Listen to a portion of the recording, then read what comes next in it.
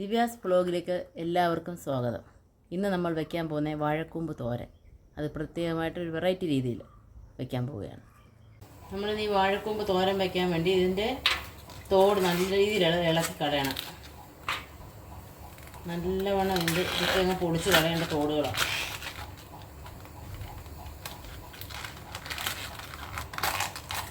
കണ്ടില്ലേ, ഇതിൻ്റെ ഒന്നുകൂടെ പൊളിച്ച് കളയാം.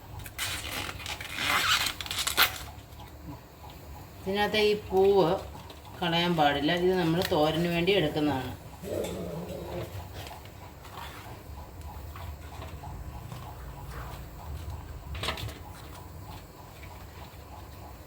ഇത് വേണ്ട. ഇത് ഈ ഞെടുപ്പ് ഒടിച്ച് കളയണം. നമ്മൾ ആ തോടെല്ലാം പോയി കഴിയുമ്പോൾ ഈ ഒരു ഷെയ്ഡ് വരും. ആ ഷെയ്ഡ് വരുന്ന വരെ അതിൻ്റെ തോട് പൊളിച്ച് കളഞ്ഞിട്ട് വേണം എടുക്കാൻ. ഇതാണ് പരുവം. തോരൻ വയ്ക്കാൻ പരുവത്തിന് എടുക്കേണ്ട കൂമ്പിൻ്റെ പരുവം.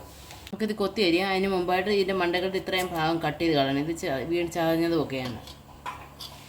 നല്ലവണ്ണം ഇത് കൊത്തി ചെറുതായിട്ട് അരിയണം.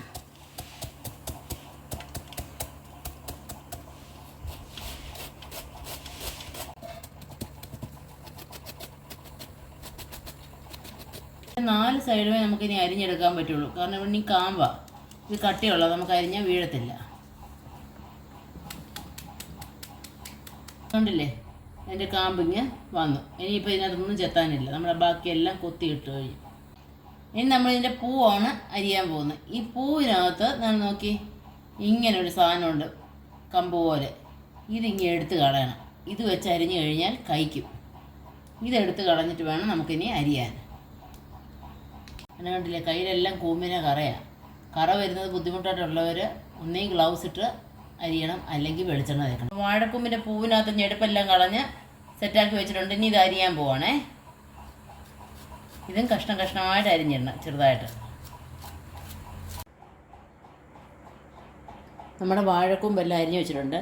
ഇനി ഈ വാഴക്കൂമ്പിനകത്ത് നാരുണ്ട്. ആ നാരെങ്ങനെ എടുക്കുന്നതെന്നുള്ളത് കാണിക്കാം.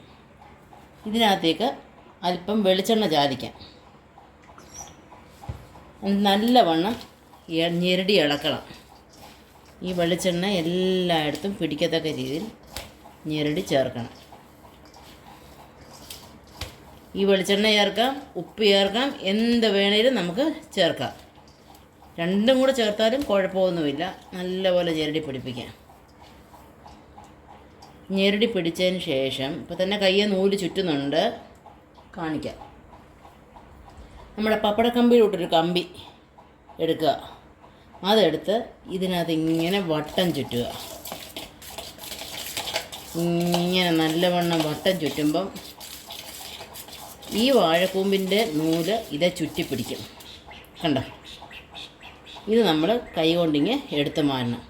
ഇത് ഇങ്ങനെ കിടക്കാൻ പാടില്ല. ഇതിനകത്ത് വാഴക്കൂമ്പിൻ്റെ ആ നൂല് നമ്മൾ ചുറ്റിയെടുക്കേണ്ടതാണ്. ഒന്നുകൂടെ കാണിക്കാം. അതിനകത്ത് നൂലായിട്ട് കെട്ടിക്കിടന്നില്ല. ആ നൂലായിട്ടുള്ളത് നമ്മളിങ്ങനെ എടുത്ത് കളഞ്ഞു. ഇനി ഇതിനകത്തില്ല. ഇത് നമുക്ക് കളയാം. നമ്മൾ വാഴക്കൂമ്പ് ഉപ്പുമൊക്കെ ഇട്ട് നല്ല റെഡിയാക്കി വെച്ചിട്ടുണ്ട്. അത് നമുക്ക് അങ്ങോട്ട് മാറ്റി വയ്ക്കാം. എല്ലാവരും വാഴക്കൂമ്പ് മാത്രം ഇട്ടാണ് തോരൻ വയ്ക്കുന്നത്. നമ്മൾ ഇന്ന് വേറൊരു സാധനം ഇട്ട് വാഴക്കൂമ്പ് തോരൻ വയ്ക്കുന്നത്. ഞാൻ ഒരു 2 കൈ തൊമര ഇട്ട് വേവിച്ച് അതുകൂടെ ചേർത്താണ് വാഴക്കൂമ്പ് തോരൻ വയ്ക്കുന്നത്. നമുക്ക് ഈ തൊമര ഒന്ന് കഴുകിയെടുക്കാം. നമുക്ക് തൊമര വേവാൻ വയ്ക്കാം. അതിനകത്ത് തൊമരയ്ക്ക് പരുവത്തിനായിട്ടുള്ള ഉപ്പ് ചേർക്കാം. കാരണം നമ്മൾ വാഴക്കൂമ്പ് ഓൾറെഡി ചേർത്തിട്ടുണ്ട് ഉപ്പ്. പൊടി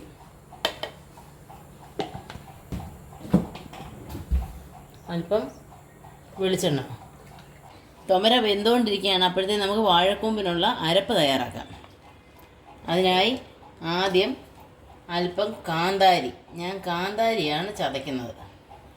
കാന്താരി, അതിന് വേണ്ട വെളുത്തുള്ളി, അല്പം തേങ്ങ, കുറച്ച് തേങ്ങ എടുക്കുന്നുള്ളൂ. അതിൻ്റെ കൂടെ ജീരകം ഞാൻ പൊടിച്ചതാണ്, ഉണക്കി പൊടിച്ച് വെച്ചേക്കുന്ന ജീരകമാണ്. അതാകുമ്പോൾ പെട്ടെന്ന് അരിഞ്ഞ് കിട്ടും. അതുകൂടെ അല്പം ചേർക്കാം. നമ്മുടെ തൊമര വെന്തിട്ടുണ്ട്. അതിലേക്ക് നമ്മൾ അരിഞ്ഞു വെച്ചിരിക്കുന്ന വാഴക്കൊമ്പ് ഇട്ട് ആ വാഴക്കൊമ്പ് കൂടെ അതിൻ്റെ കൂടെ വേവിക്കാം. ആവിയിൽ അതൊന്ന് വേവണം. അതിൻ്റെ അടപ്പ് എടുത്തിട്ടുണ്ട്. അപ്പോൾ നമുക്ക് അതിൻ്റെ വേവ് ഒന്ന് നോക്കാം. അടിയിലത്തെ തൊമര മേപ്പോട്ടാക്കി ഒന്നുകൂടെ ഒന്ന് ഇളക്കി അടച്ച് വയ്ക്കാം. അപ്പോൾ നമ്മുടെ വാഴക്കൂമ്പ് വേവാൻ വെച്ചത് ഒരുവിധം ആയിട്ടുണ്ട്. നമുക്ക് ഇതിനകത്തോട്ട് ഇനി അരപ്പ് ഇടാം.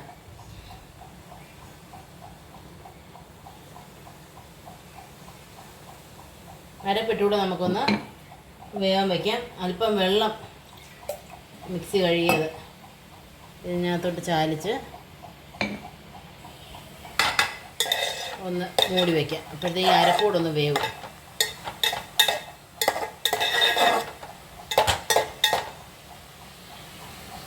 നമുക്കിനി കടുക് വറുക്കാം.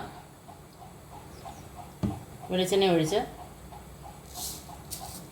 കടുക് ഇടാം. കടുക് പൊട്ടിക്കഴിയുമ്പം അല്പം അരിയൂടെ ചേർക്കണം.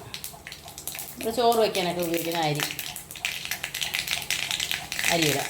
അരി ഒന്ന് മൂത്തിട്ട് വേണം വറ്റൽമുളകും കറിവേപ്പിലയും ഇടാൻ. അരി മൂത്തിട്ടുണ്ട്. അതിനകത്തോട്ട് കറിവേപ്പിലയും വറ്റൽമുളകും ഇടാം. വേവിച്ച് വെച്ചിരിക്കുന്ന വാഴക്കൂമ്പും അരപ്പും എല്ലാം കൂടെ ഇതിട്ടിടാം.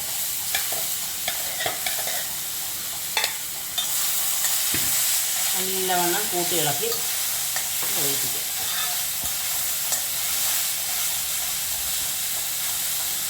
ചെറുതീ വേണം നമ്മളത് ഇനി ഇളക്കിയെടുക്കാൻ.